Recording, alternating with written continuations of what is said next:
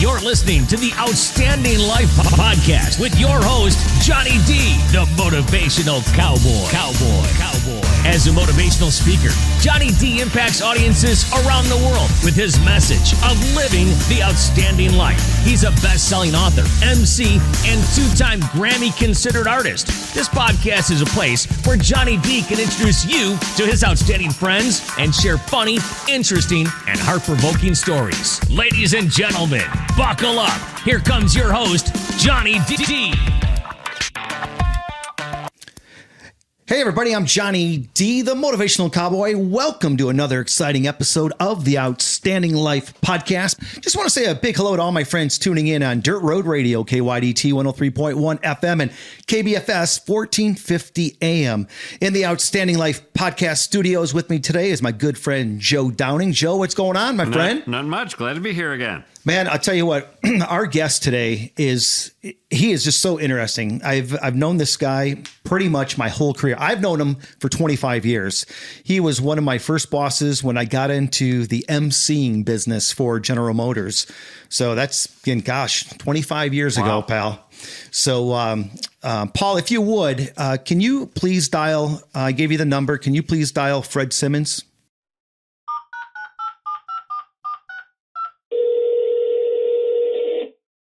Fred, we got you?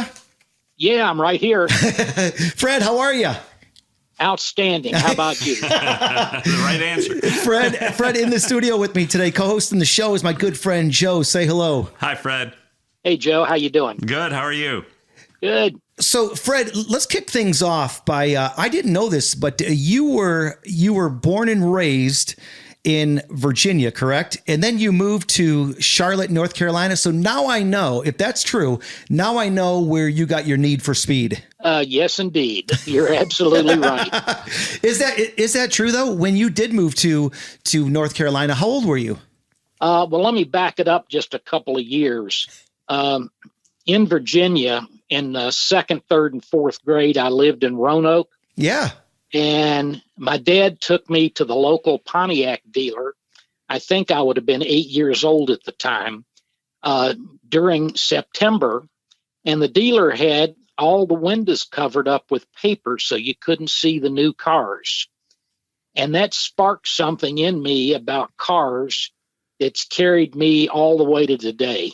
You know, we're going to get into your job, but I mean, Fred, just thinking about it, I'm getting goosebumps right now. People are going to hear in the next 50 minutes, your story. But I mean, you had to have your dream job. Did you ever think in a million years that you would have had your dream job? When I was 2 or 3 years old, no. As time has gone on and I look back on everything, I've been blessed to have several dream jobs. And this will sound kind of silly, but one of my dream jobs turned out to be being drafted in the Army. Really? Yeah, that doesn't sound like a dream. Well, at the time, I thought it was the worst day of my life. I bet.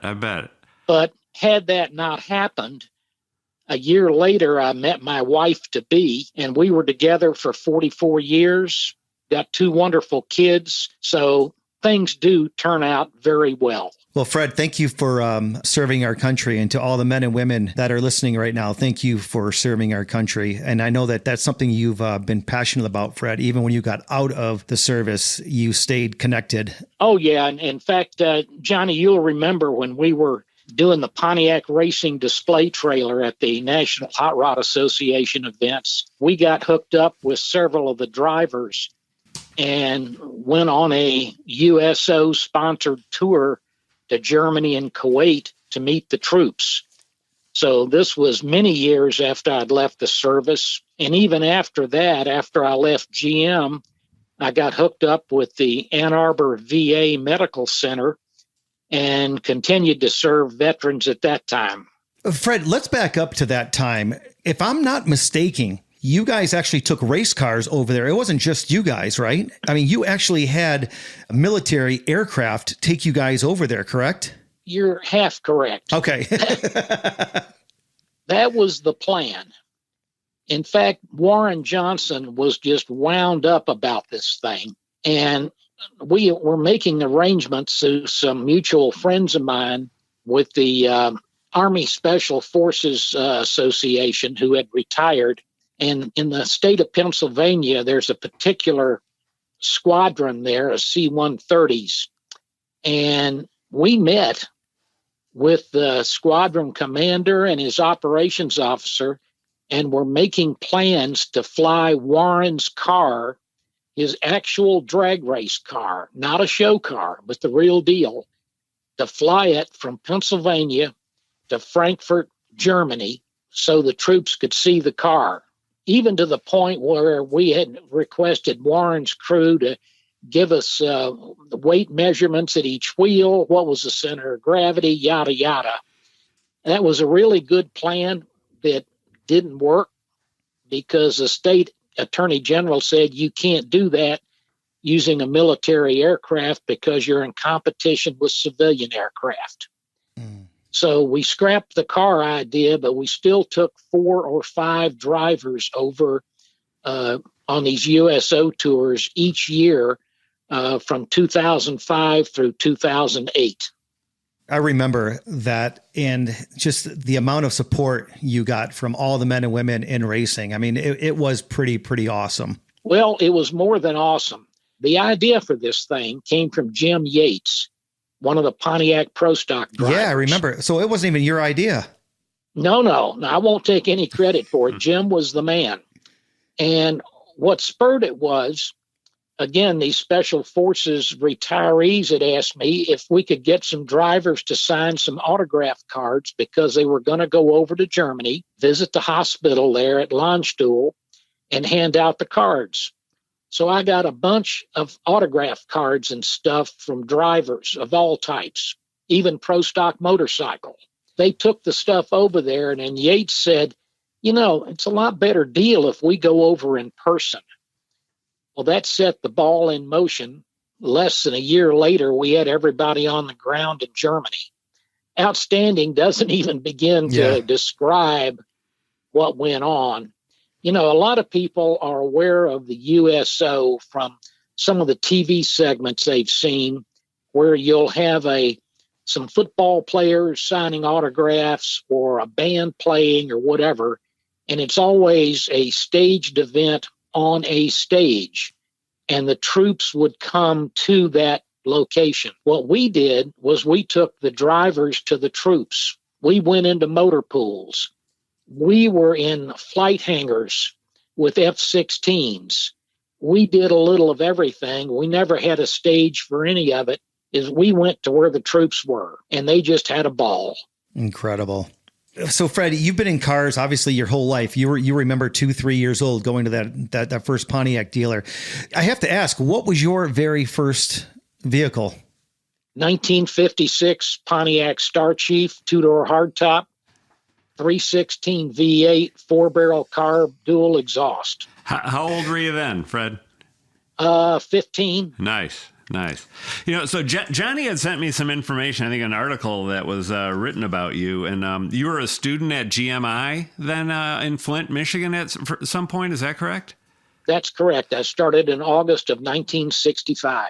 Wow. So there was a story that he had sent me about you ordering a 67 Tempest and you got to follow that along the assembly line as it was getting built. That's a great story. You can't do that anymore, can you? No, you can't. In fact, you couldn't even do it 20 years ago. But back in the day, things were a little bit easier to get things done. Yeah. I ordered the car new from our Pontiac dealer in Clarkston, Michigan.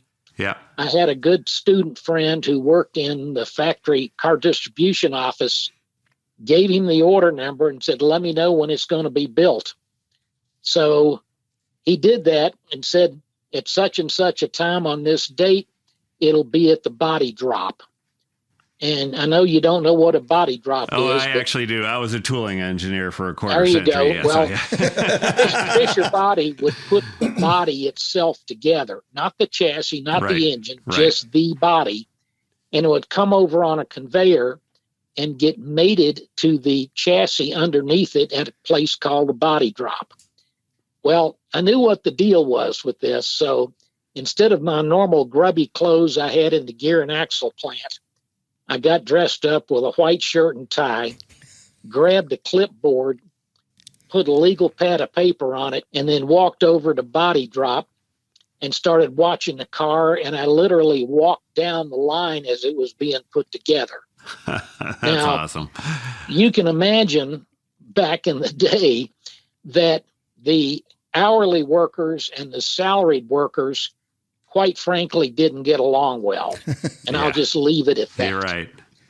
And the worst thing they wanted to do was to have someone do a time study on them to show the foreman that they could do it faster, because that was money to the company. Right.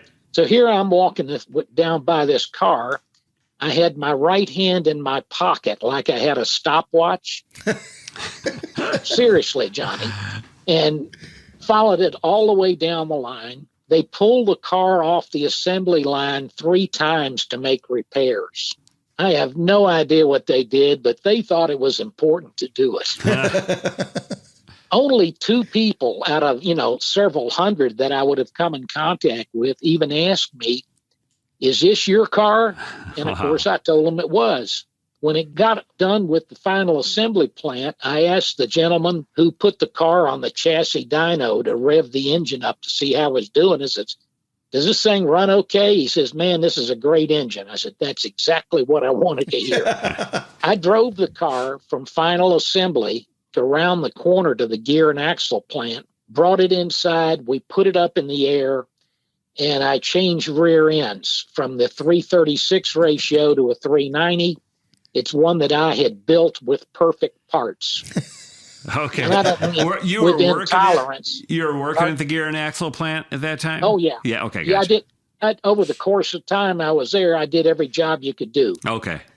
including sweeping the floor. All right. So I put this rear end in, which obviously woke it up quite a bit, and then followed it out to the transportation area where it was going on an 18-wheeler to the dealership. And when I got to the dealership, I said, "The car will be here momentarily." And the salesman said, "How do you know that?" I said, "Just watch." And it did show up. Wow. Fred, did you add anything else to that car? No, I just swapped out the rear end. I wanted something that would accelerate quicker than the standard axle. That was the highest numerical gear that I could get. The 390 was not available. It was a GTO only axle. The pricing was the same. The heavy duty limited slip was the same regardless of what ratio was used. So I wasn't messing with pricing of any kind. It was just changing a ratio. So that was a 4-speed car, right? Oh, yeah. So it was a 326 4-speed. Yep. Gotcha. So, Fred, did you ever race that car? Sure. Yeah, I read the story. Sounds like you didn't leave that car as it was for long, did you? Well, I had the car, let's say, roughly 3 years. Uh-huh. First year, it was the 326 HO. And, of course, I had to have the guys at Royal Pontiac put their Bobcat package on it to make it go faster, which it did. But it still wasn't fast enough. So I had an offer I couldn't refuse. A guy said, "I'd like your engine. I can sell you a 66 GTO tri-power engine for the same price." So we basically swapped engines. I never touched it. He did all the work. So I drove it the second year, probably put 25,000 miles on it with a tri-power GTO engine, and then got excited about going drag racing and pulled it out and put an overhead cam 6 engine in it. And that was the end of that. Man, that just seems so counterintuitive to me. I'm not a Pontiac guy, so I didn't know much about this overhead cam 6 engine, but it just seems like you had that big old V8 with a tri-power, and then you go down to a straight 6. It just seems like the wrong step for drag racing, but there's obviously some logic there, isn't there? Well, my first work assignment in 65, found out after a couple of days they were looking for students to volunteer to road test cars. I said, "Man, that sounds like a sweet deal." So I signed up for that. I bet. And what we were road testing were the all-new 1966 overhead cam 6 Le Mans and Tempest. They had some issues with them, and they wanted to put 10 miles on the car at the factory before they would certify them for delivery. So I did that for 6 solid weeks. So I sort of cut my teeth on the overhead cameras at that time. Knew several people who played around with them. And again, it was an oddball situation, but it intrigued me. So I went drag racing with an overhead camera. Yeah. So I think I'd read another story about you where in those 10 miles on some of those first overhead cam engines, you'd burn like 2 to 3 quarts of oil on them. They had their issues, I'm assuming, right off the bat. Yeah, huh? well, yeah, they had some issues. Yeah. And the issue basically was DeLorean, who was the general manager, wanted to get the car to market now. He didn't want to wait another 6 or 8 months for the engineering and mechanical guys to sort things out. It's get them out there. Yeah. Well, they did. They were a few months early. Not quite ready. Oh, it was silly. Yeah. But we got them fixed. No issue there. It just took a little time to do it. And my piece of the puzzle was just to drive the car 10 miles. Yep. That's pretty cool. Hey, Fred, so, you working for Pontiac for over 31 years, or for General Motors, 31 years. How did you end up being in charge of motorsports? Well, again, a long story, but I'll try to shorten it up. When I was in Orlando, this would have been 89 to 96. I was assistant zone manager sales. And I ended up with the coordination effort between Daytona Speedway and Pontiac. We had a number of courtesy cars over there. We had a tremendous working relationship with the track. And I was a go-to guy for anything Pontiac. And if I needed, I could get help at central office, but really didn't need it. So that sort of fueled my excitement about the motorsports area. After I left Orlando, came up back to Pontiac central office, I took over the dealer business center for a year, and then the Pontiac Motorsports job became open. I applied for it and got it. That's pretty cool. I mean, that's when I first started my career, and you were obviously my boss. And that is just so cool to be a kid walking in. Joe, I mean, if you think about this, right? He looks back in life and says, at 2 years old, I remember my dad taking me to the dealership. Yeah. And then you're in charge of all of the racing for Pontiac. That is really cool. Fred, with when you look back at all of your time with Pontiac, certainly there has to be some achievements that stand out. Do you remember a couple of those? Well, Johnny, it's probably... Besides meeting me, Fred. Well, of course. Well, that goes without saying. I honestly think the best contribution I did was helping arrange to have our Pontiac NHRA drivers visit the troops in Europe. That stands out number one for me. What about celebrities? Because I know that, when all those years I was around you, we've worked with a lot of celebrities. Who are some of the celebrities that stood out to you with all the years of you being with Pontiac? You meet so many people over time. Give you one example. You may have never seen him, but at Chicago at the NHRA race, and this would have been in the 2005, 6, 7 timeframe, we had an individual who was invited by one of the drag race teams to be with them for the weekend. Wasn't our team. It was another Top Fuel team, but he was a Medal of Honor recipient, and that was cool. That's awesome. I was enlisted in Special Forces by a Medal of Honor recipient, Command Sergeant Major Fred Zabatowski. So that military thing has woven its way all the way through my life. We've just had so many great people over the years I've run into. It's just been an amazing life for me. Fred, I want to share something with you. Try not to get a little emotional here, but Fred, you were a role model for a lot of people, but I just want to say thank you for being such a role model in my life and in my early years in my career. I just want to say thank you. You taught me a lot. You were no BS kind of guy. And I just want to say thank you for all the years that you helped me through, the years of being a better man, a better MC.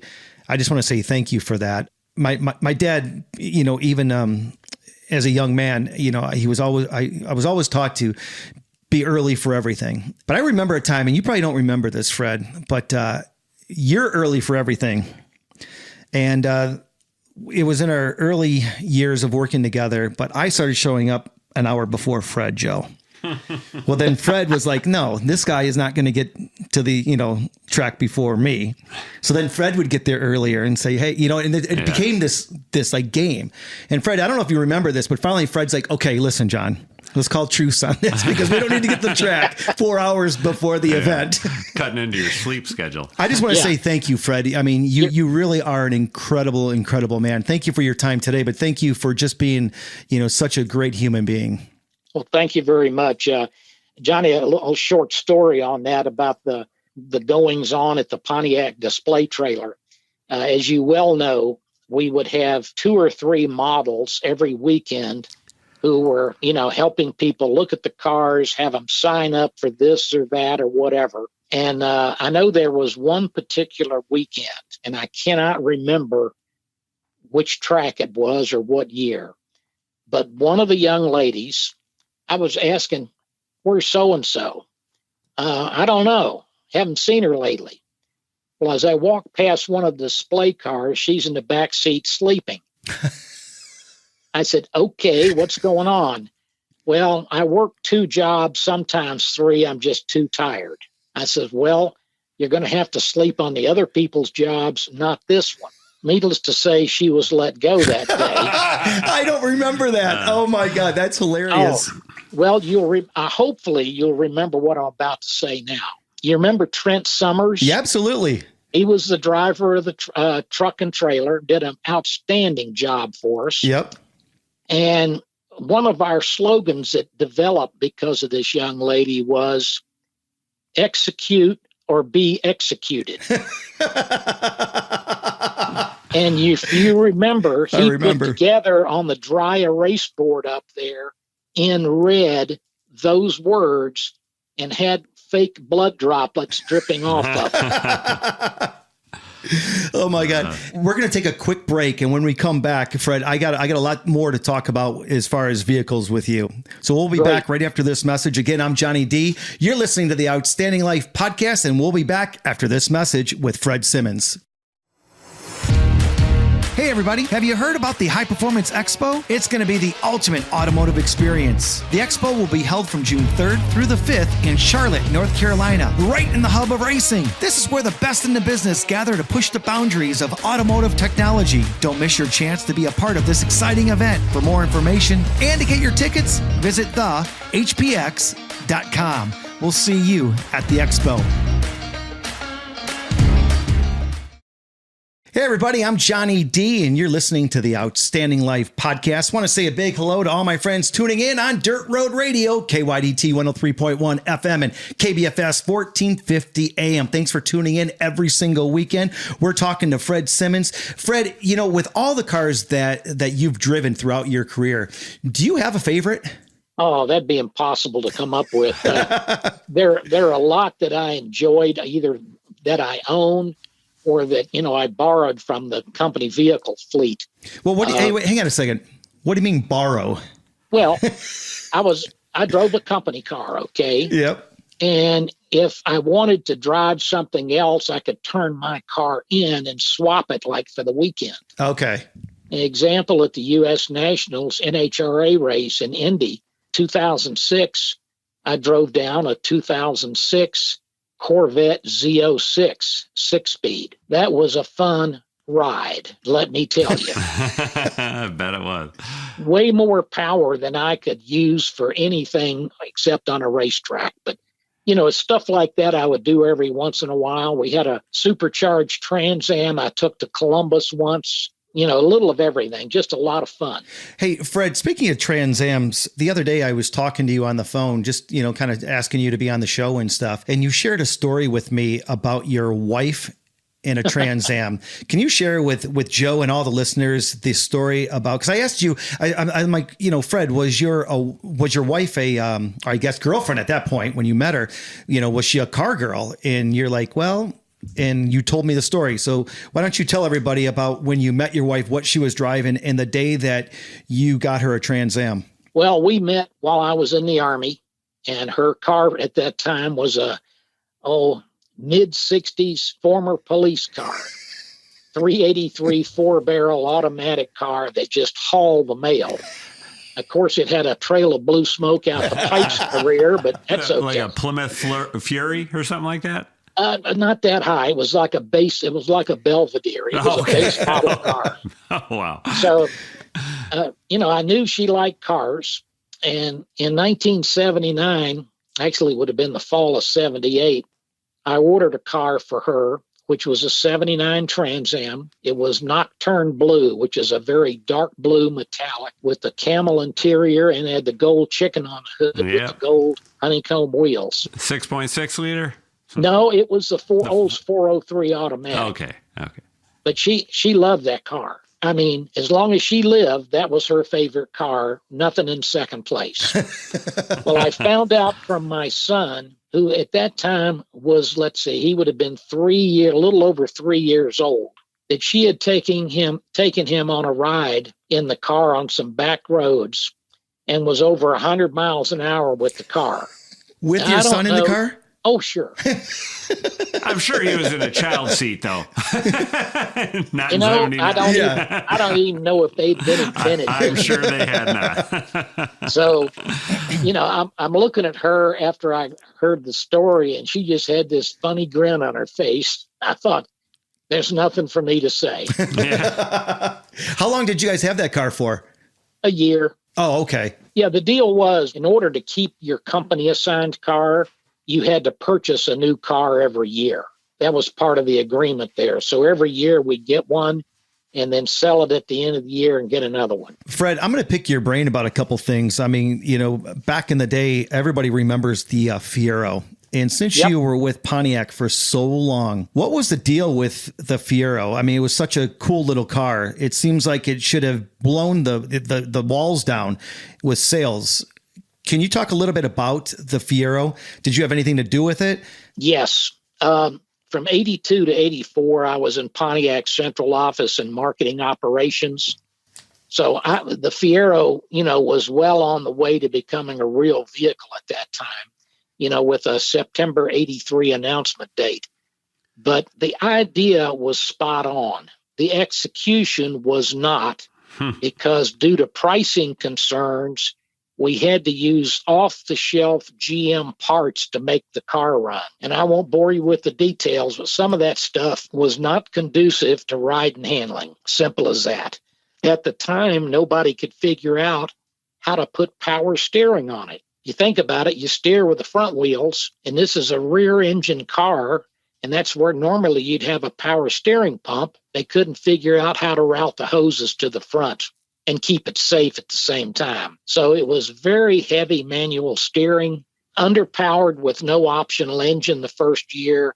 You could go through the litany of things, and we just didn't have our act together. Again, we brought it to market a bit too soon. Was there ever any plans, for performance in that car? I mean, you just said it didn't have, very much horsepower.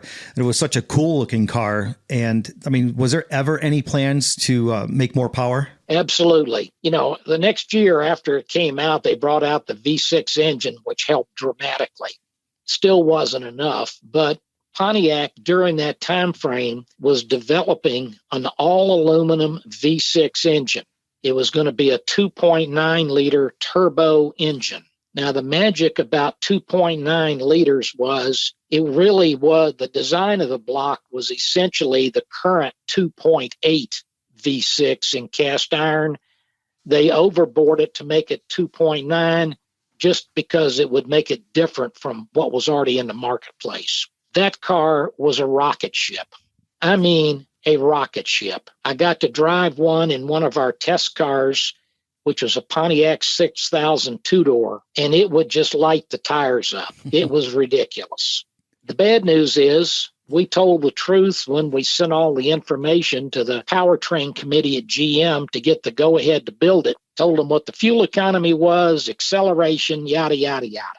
There was a phone call made from Chevrolet to the corporation that says that car out-accelerates the Corvette and gets better fuel economy than the Corvette. We can't have that. End of discussion. Oh, gotcha.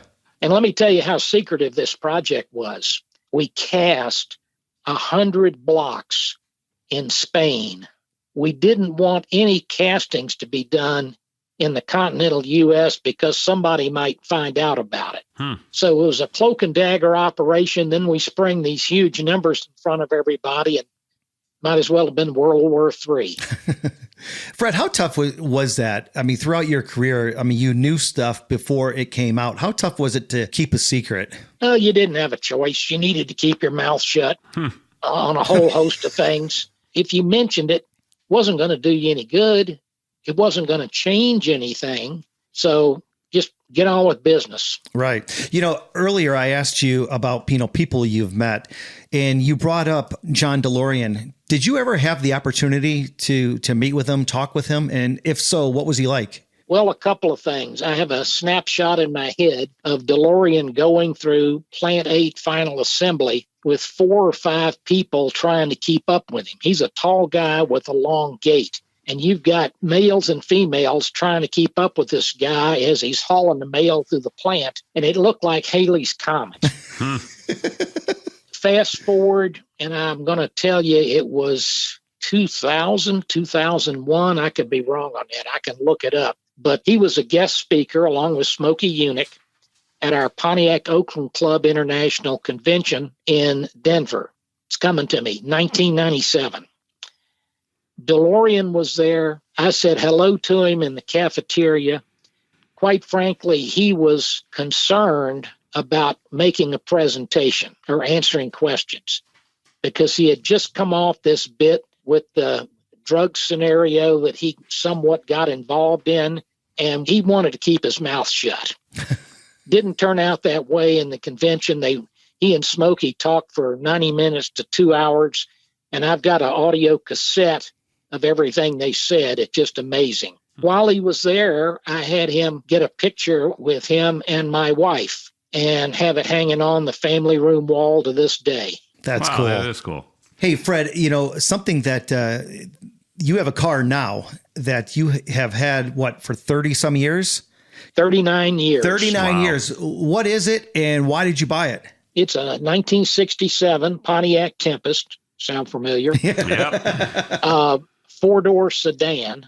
It's the base model Tempest. It doesn't have carpeting. It's got a one-piece rubber mat. It's got an overhead Cam 6 engine with the Sprint option, which was the 4-barrel carb, split exhaust manifold, 10.5-to-1 compression, and a high-performance cam. And it's hooked up to a 4-speed transmission, and it's got a 323 limited slip differential, and all that with factory air conditioning. Wow. So that's a 6-cylinder, 4-door hot rod. Yeah, with a 4-speed. That's cool. So, Fred, do you actually still drive this vehicle? Because I see pictures. You always post it, on Facebook and stuff. Do you drive the car? Because it's spotless. Well, I've had it 39 years. I've put 53,000 miles on it, so I guess I drive it.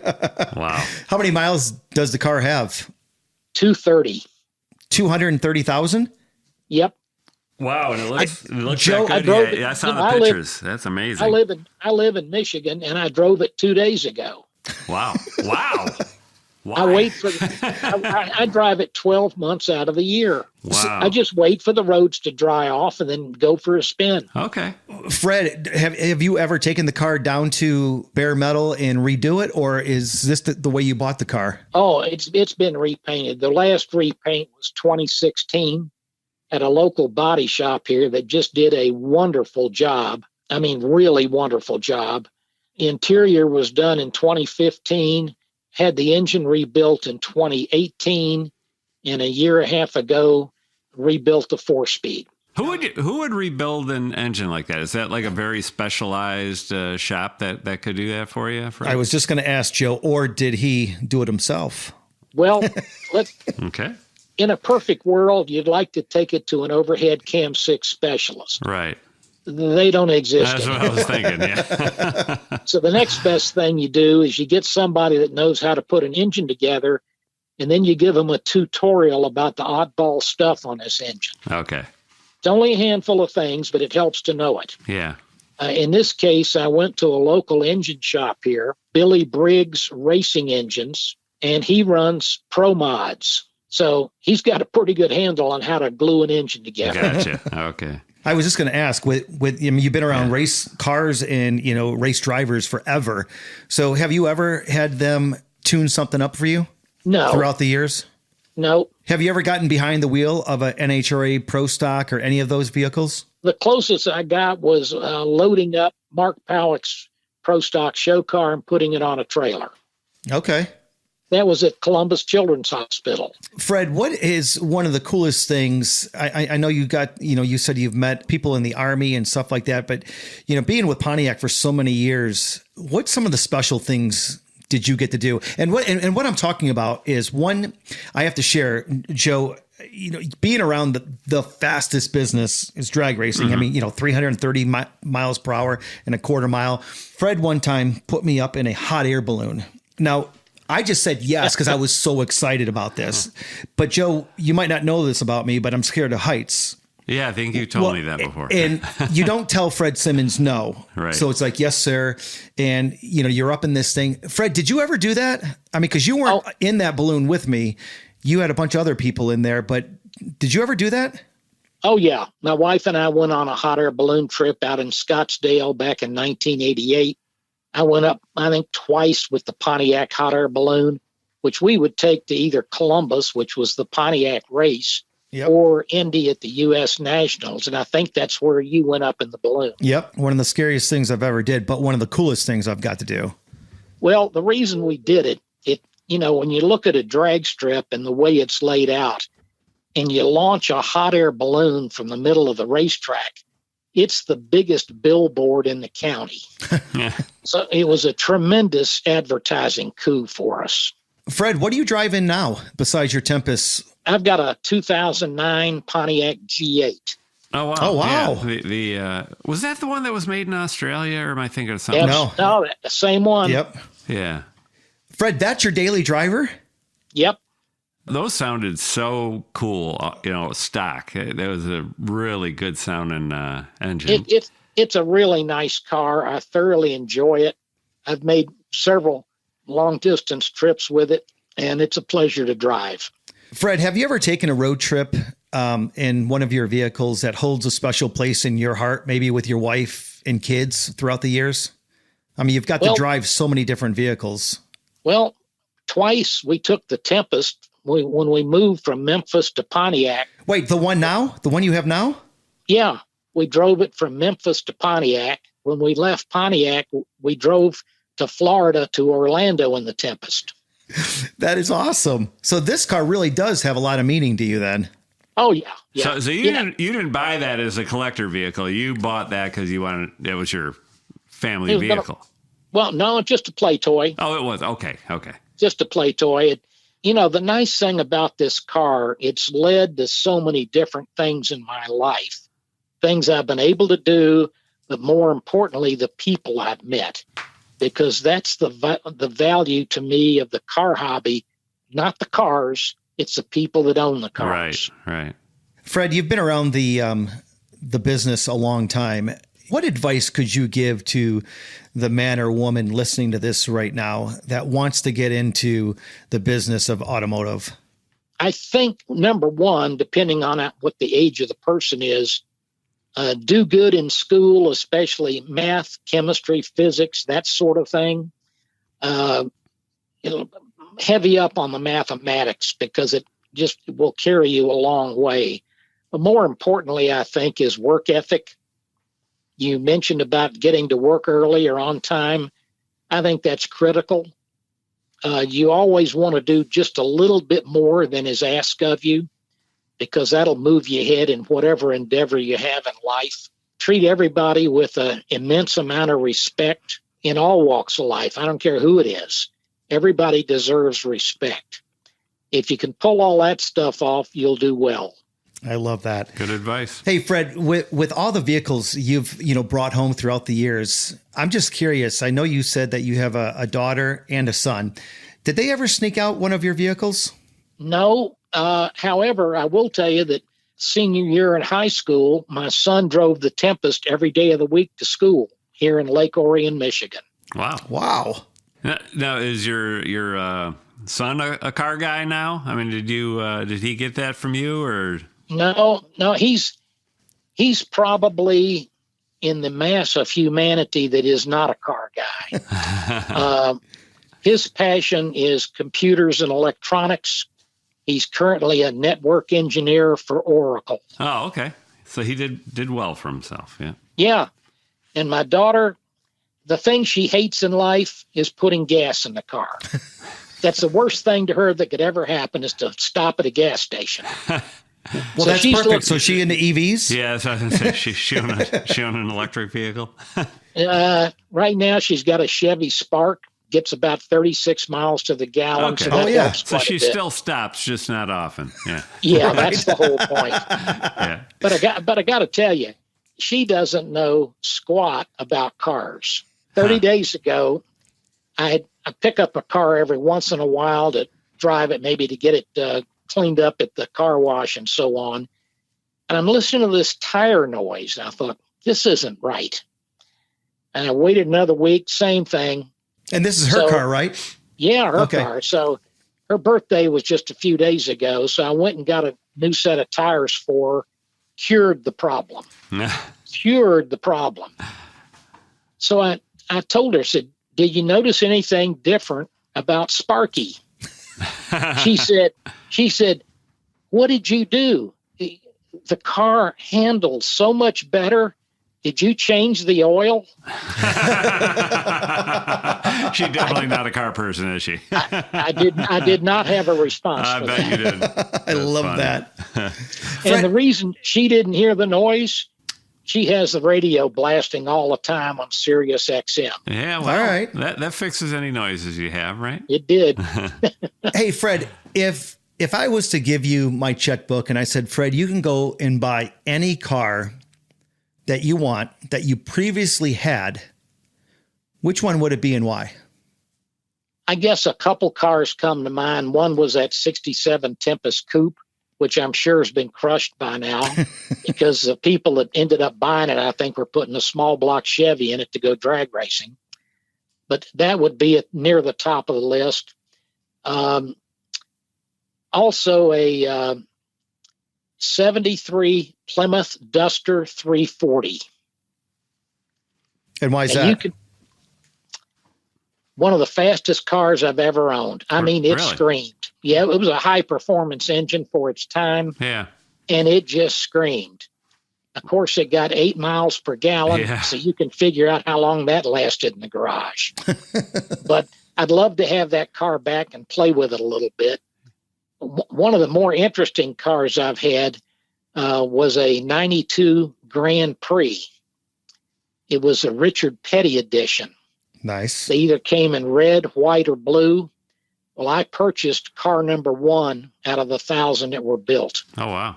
Had Richard autograph the glove box at the Pontiac party at the Daytona 500. That's cool. That's super cool.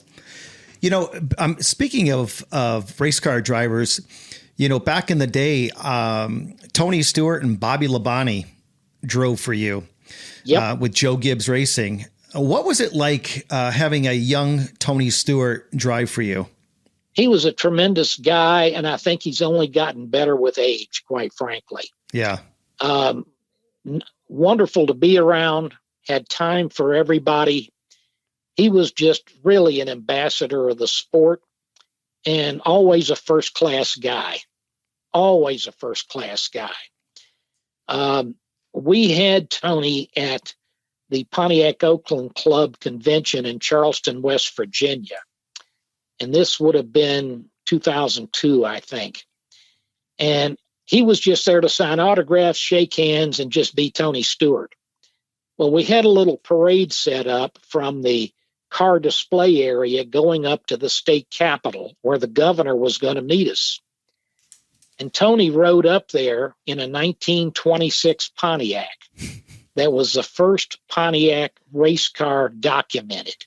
Wow. It was one of those boat tail speedsters. So he rode up there, did his thing with the governor, rode back to the display, and he's talking with the owner about it. And he said, what kind of wheels are these? He said, oh, these are the original wooden wheels. Wow. Now do the math. 1926 to 2002. Wow. Tony's face turned white. He said, "We're doing 40 miles an hour on a wooden wheel car." The guy says, "Oh yeah, do it all the time." Wow. So did you ever think in a million years that Tony would be in NHRA hitting speeds of over 300 miles per hour like he is now?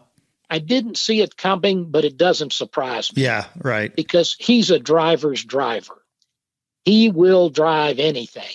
He's not unlike Kyle Larson in NASCAR. Right. Give him a race car, and he'll find a way to make it go fast. Yeah, no, 100%. And of course, with Tony getting hooked up with his current wife, to me, it was just a matter of time when he was going to be behind the wheel.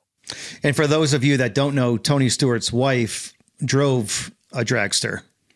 Yes, Leah Pruitt. Yep.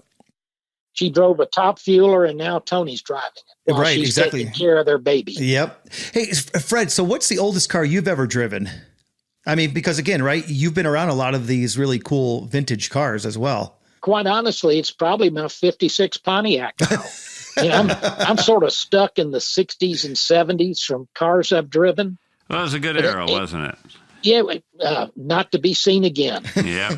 So, Fred, I'm just curious, and Joe, you might be thinking the exact same thing, but Fred, is there a certain song you play when you get inside that car? Nope, I never turn the radio on, not even in my G8. I prefer to pay attention to the car, pay attention to the road, so I don't even turn the radio on. Is it an AM radio in the Tempest? Yes, with push buttons. Nice. So back then, Joe, Fred, did they have 8 tracks back then? That was pre-8 tracks. Really? Yeah. Okay. It came a little later. Yeah. They had just barely introduced AM FM radios.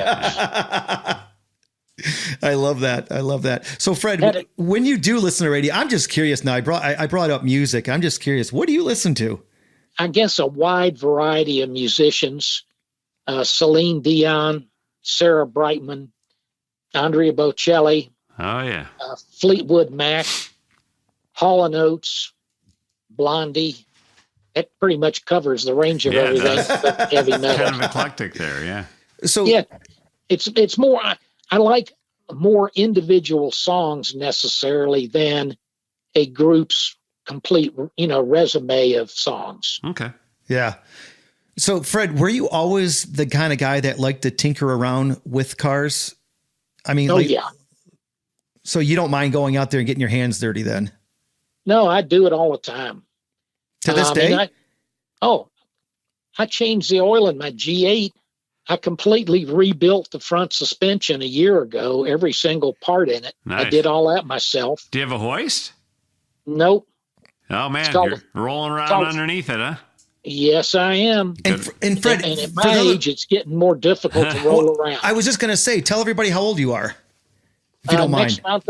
Next month, I'll be 78. Wow. 78 years old, still doing it all yourself. That's awesome. Yep. That is pretty cool. Yeah, I play with both the cars. It keeps me out of the bars at night. Yeah. Keeps you out of trouble. Fred, do you ever miss the business of racing and stuff like that? I mean, it's really changed over the years, but do you sometimes miss it? Johnny, what I miss are the people. Yeah. Yeah. You definitely had a lot of friends, at the racetrack. I mean, I still follow NHRA and NASCAR, both on the internet and, with the various TV shows and everything else. I enjoy watching the Rolex 24 from Daytona, all the IndyCar stuff. I mean, I'm still tuned in to pretty much every form of racing in America. It's just a lot of fun for me to watch. Yeah, well, thank God you watched it on TV this year, because the first 2 days at the Rolex, Fred, I was in long underwear and, hats and jackets. I mean, it was so cold out there. I mean, I know it wasn't been there 6. and done that, I know exactly how you felt. Exactly. Well, hey, with just a couple minutes left, Joe, you have any last questions for him? No, I'm good. I've really enjoyed this conversation, though. One last question, and I'll wrap it up here. Hey, Fred, I'm just going to go through these real quick. Would you rather have a classic or a modern car? Classic. Muscle car or luxury sedan? Muscle car. Stick shift or automatic? Stick shift. Convertible or hardtop? Hardtop. You want it loud and proud or quiet and smooth? Loud and proud. Classic chrome or matte finish? Definitely not matte finish. And don't even get me started about the black wheels on modern cars. Built for speed or built for comfort? Primarily speed, but I'll take a little comfort at the same time. Tricked out or factory stock? Factory stock. And Joe, I couldn't wait to ask him this one. This is coming from a guy who you removed your engine from your nearly brand new car 3 times. Sure. And Joe, I couldn't wait. When I wrote this one, I couldn't wait to ask him this. And that is 2-door coupe or 4-door sedan? Yeah.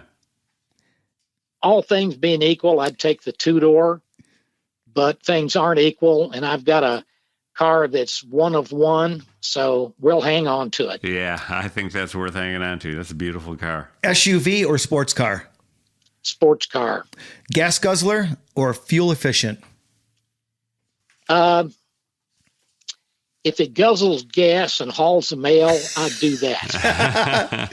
Fred Simmonds, I can't thank you enough for coming on the Outstanding Life podcast. Joe, it's always a pleasure you co-hosting the show with me. Fred, again, Fred Simmonds, 31 years with General Motors, and I just can't thank you enough for spending the time and hanging out with us. Hey, it's been my pleasure. Yeah, great talking with you, Fred. Everybody, Same here. Everybody, I'm Johnny D, the Motivational Cowboy, telling you, be safe, have fun, and have yourself an outstanding day. We'll see you next time right here on the Outstanding Life podcast.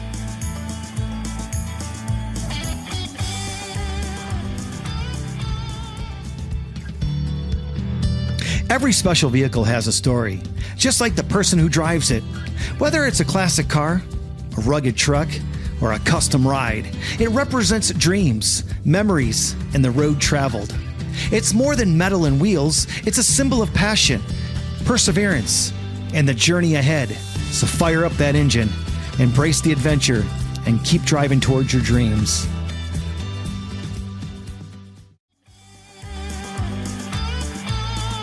Hey, I'm Johnny D, the Motivational Cowboy. Let me ask you, are you planning a conference, convention, meeting, assembly, or any live event that needs a guest speaker? Man, I would love to be a part of it. For more information, visit motivationalcowboy.com. And don't forget to check out my Outstanding Life podcast every Saturday morning at 6 a.m. right here on Dirt Road, KYDT 103.1 FM. I'm Johnny D, the Motivational Cowboy, telling you, be safe, have fun, and have yourself an outstanding day. Thanks for listening to the Outstanding Life podcast. Follow Johnny D on Facebook, Twitter, and Instagram at Motivational Cowboy. If you or someone you know would like to be a guest on the show, advertise, or would like to make a donation, please visit motivationalcowboy.com. And remember to have an outstanding day.